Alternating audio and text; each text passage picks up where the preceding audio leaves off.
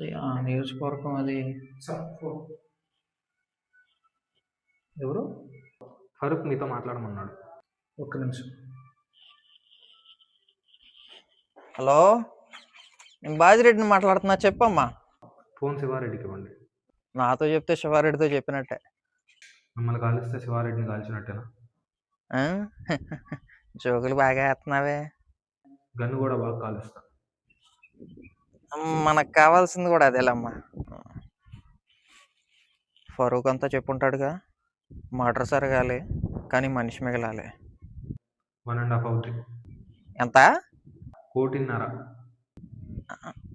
బాగా ఎక్కువ అనుకుంటగా. Political concession ఏది లేదా అమ్మా? పోనీ గిఫ్ట్ కింద మిమ్మల్ని ఫ్రీగా కాల్చిన?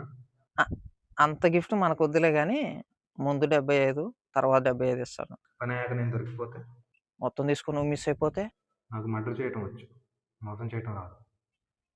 సరేనయ్యా, మొత్తం ఒకేసారి ఇచ్చేస్తాను.